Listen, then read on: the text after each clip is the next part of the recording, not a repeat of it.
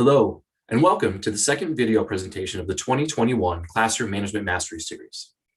The University of Arizona Global Campus has a number of tutoring services available to support our student population, but according to our 2020 Faculty Classroom Experience Satisfaction Survey, nearly 49% of faculty were not familiar with or had not taken advantage of the tutoring resources offered. The purpose of this brief video presentation and the linked materials this month is to better inform our faculty of what resources are available for the courses that they teach, when and how to refer students, and how to ensure students are prepared for a tutoring session. We will hear from our learning services partners at Zovio, who will break down the different types of tutoring resources available and for what courses, in addition to some best practices in referring students.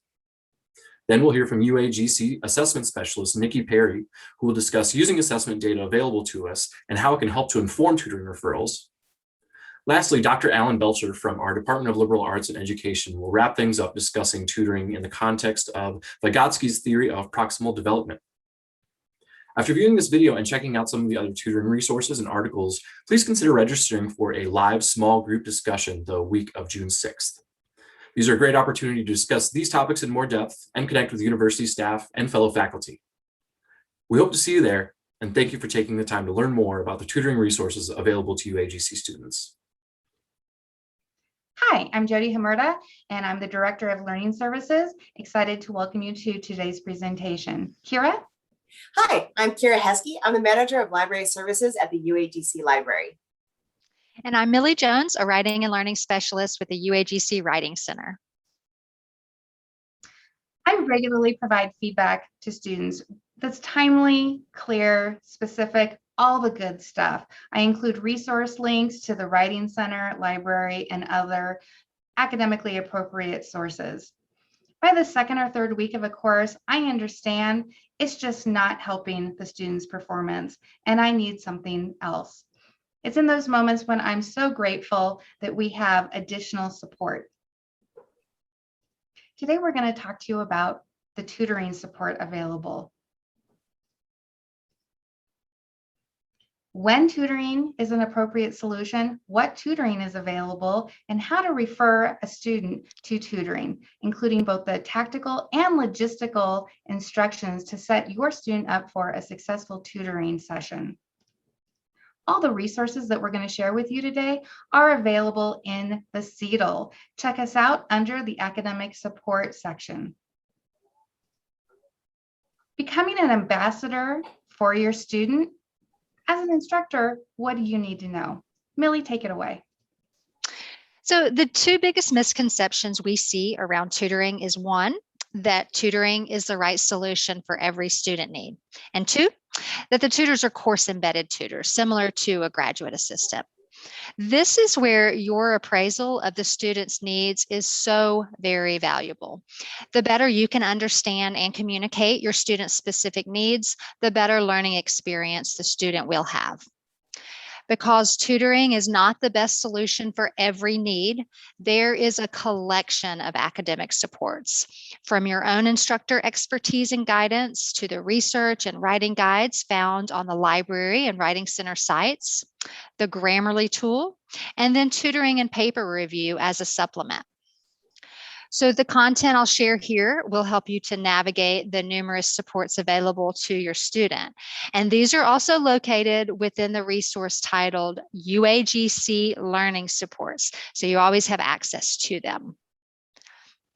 As an instructor, you are best positioned to answer student questions about course concepts, a reading, or an assignment.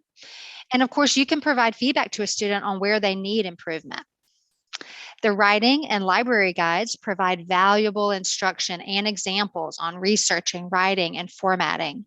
These guides allow your student to become a strong, independent learner that will support them throughout their program. Grammarly is a great tool to provide immediate feedback on grammar and punctuation. And lastly, tutoring and paper review are supplemental supports to these earlier supports. Tutoring provides additional instruction after a student has read the course materials, available guides, and consulted with an instructor, but still is not able to apply a course concept or still has research or writing questions.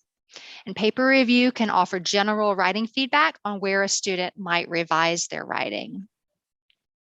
You'll want to determine where an individual student fits the use case of the supports available so you can better direct them to the appropriate academic support for their need, their context, time, etc. So as an example, for the student needing APA formatting support, the Writing Center's APA formatted template and APA guides are a better option than paper review, which isn't an APA checker. And your student may need to utilize more than one of the academic supports available. A single support can rarely fill all needs. If a student only uses paper review, for example, they may not improve their writing as quickly as if they use writing guides, Grammarly, and paper review. Let me explain how these supports work together. The paper reviewer provides general writing feedback on areas of needed revision. The Writing Center guides detail how to apply writing best practices while also showing great examples. Then Grammarly focuses specifically on grammar errors and how to correct and avoid these. Sending a student just to tutoring or just to get a paper review may not be fully supportive. Essentially, instructor feedback, Grammarly, and the writing and research guides available are a collection of resources that should always be used together to improve students' performance. Tutoring can be applied as a supplemental support. And keeping in mind that the tutors are not course embedded, this means they are not familiar with the course readings or the expectations of each assignment.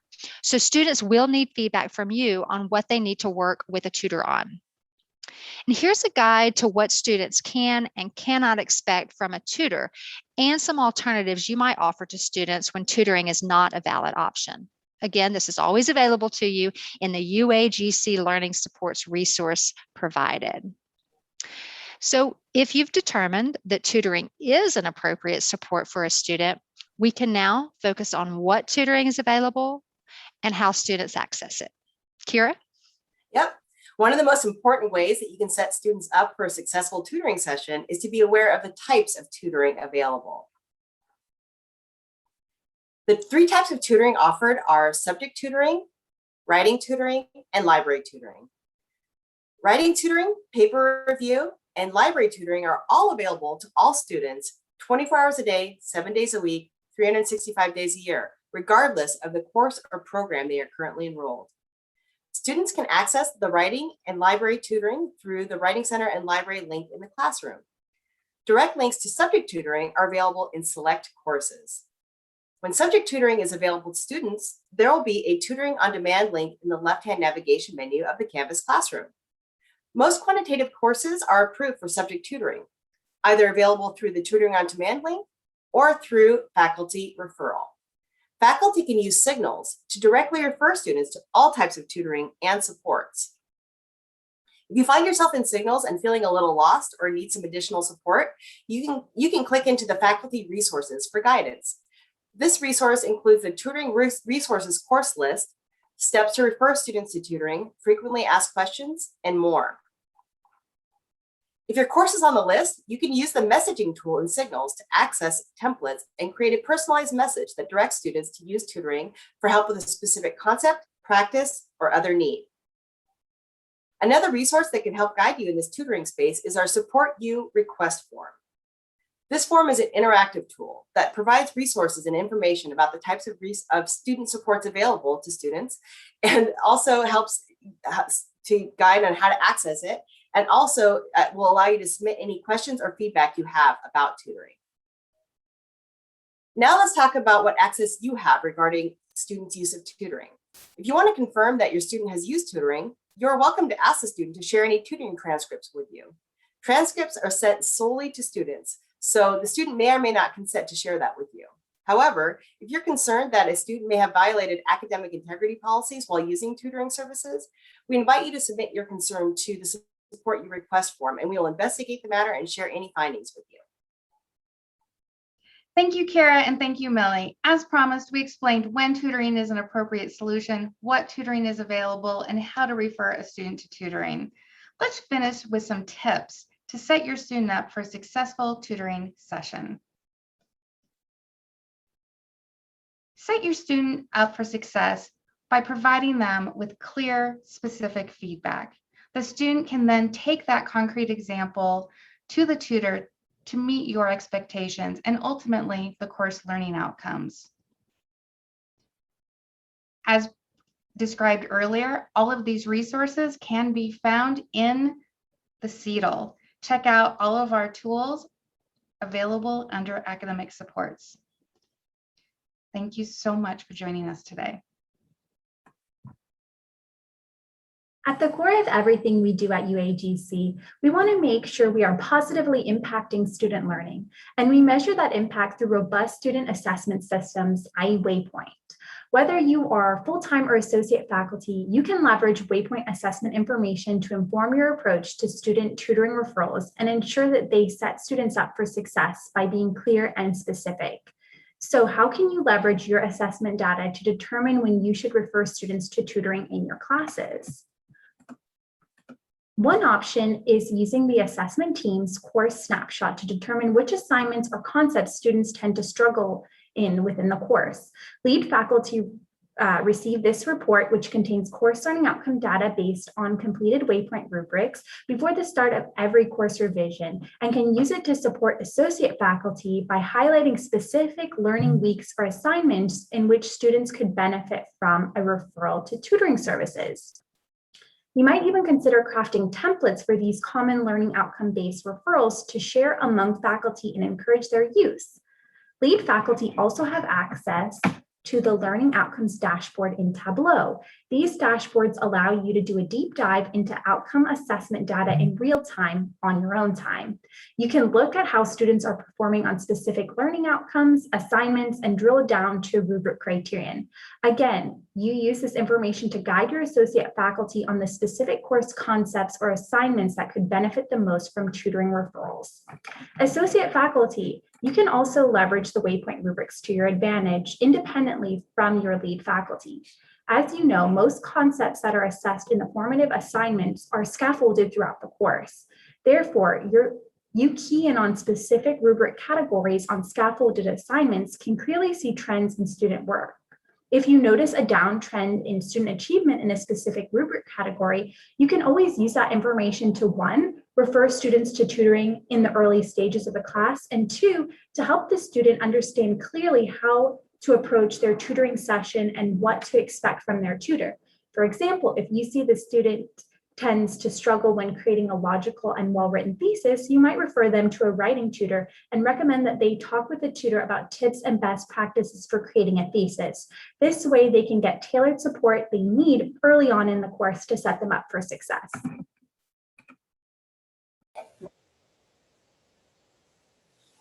As we consider the tutoring options available to students, and as we consider the students' learning needs, we are reminded of learning theory that applies generally. If we consider Vygotsky's theory, we concern ourselves with the idea of the zone of proximal development seen here in green. If you happen to prefer Piaget as your go-to theorist, consider the red text. For our purposes today, these two theories intersect. And the black text in the image, we see some different strategies to move students forward. Vygotsky identifies the zone of proximal development as the period of time in which learners are ready for the next step in their learning. This next step may be the result of being introduced to some new concept, and they have to wrestle with those new ideas, making them fit into what they already know, or maybe change the way they think about things altogether. To move beyond this zone and to be more balanced in thinking and feeling, the learners must come to terms with the new ideas. If this all occurs as a result of an assignment we give to students, or maybe the underlying skills needed to do well on that assignment, we may need to bring in the tutoring that is available. So at this point, the tutoring may be a strategy that moves students from watching someone else do the task to learning to do it themselves. We can consider the tutoring as a bit of scaffolding to support learning, then reduce the amount of support and allow the learners to do the task independently in the future. Some of our learners will move from what they already know to what we want them to learn, and will do so with seemingly little effort. Others will need our support. They get into the zone of development, but have trouble moving forward. With a better understanding of what tutoring can do for our learners, we may be better able to ensure that the move through the zone of proximal development is not painful, but enjoyable.